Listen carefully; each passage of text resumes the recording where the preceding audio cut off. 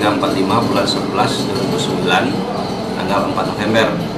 Itu atas nama pelapor yaitu Ernawati, yang mana diduga dilakukan oleh saudari Dewi Bardina CS,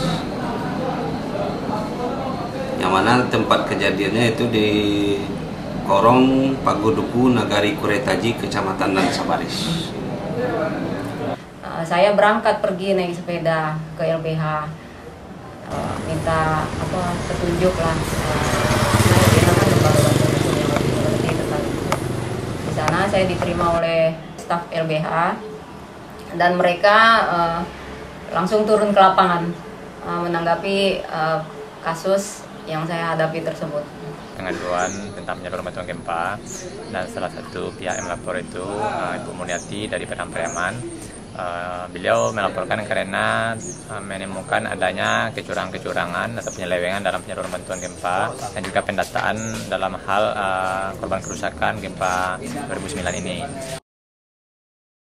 Kita sudah berupaya pertama melakukan pendekatan secara kekeluargaan di tingkat masyarakat agar mengembalikan hak-hak dari keluarga atau korban yang dipotong tersebut oleh pihak penyalur, dan ini juga sudah ada yang dikembalikan, tapi ada juga di beberapa tempat itu ternyata tidak semuanya belum semuanya dikembalikan. Dan untuk hal seperti ini, kalau memang tidak juga bisa diselesaikan secara kekeluargaan, maka kita tempuh jalur hukum melaporkannya ke pihak berwajib, kepolisian, karena sesuai dengan Undang-Undang Nomor 24 Tahun 2007 tentang penanggulangan bencana, itu akan dimungkinkan pihak-pihak yang melakukan penyelewengan dalam penyaluran bantuan gempa ini dikenakan sanksi pidana dengan ancaman maksimal itu seumur hidup minimal 4 tahun, ditambah denda minimal 6 miliar dan maksimal 12 miliar. Ancaman pun cukup tinggi.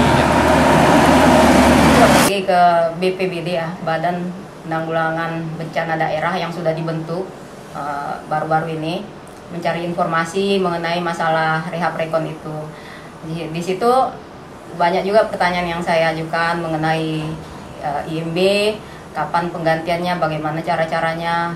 Jadi pihak BPBD menjelaskan. Dan juga waktu yang mendesak juga dari permintaan data dari pemerintah pusat, khususnya dari BNPB, kita juga melakukan verifikasi lewat dinas-dinas, badan-badan atau kantor yang bertanggung jawab masing-masing per kecamatan. Nah, jadi kita melakukan verifikasi itu. Jadi dari sana memang kita punya panduan sementara yang diberikan oleh Dinas Pekerjaan Umum. Secara umum sebenarnya verifikasi kita bagi 3 aja. 3, usaha berat, usaha sedang, dan usaha ringan. Hanya dari pemerintah pusat. Tapi dari kita masyarakat juga sebenarnya kontrol. Dari masyarakat juga sebenarnya harus mengerti juga. Yang berjuang mati-mati kayak gini nggak ada, nggak ada sebenarnya, nggak ada. Ini nggak ada yang berjuang.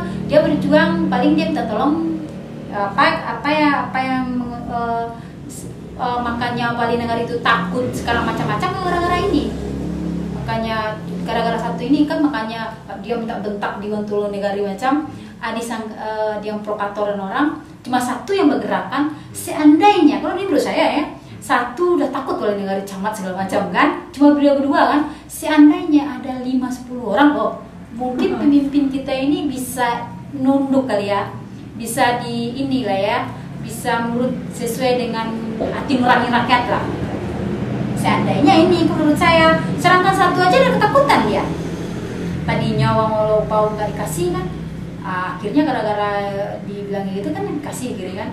Orang camat juga nanti ketakutan ya. Cuki-cuki gitu kan otomatis orang takut.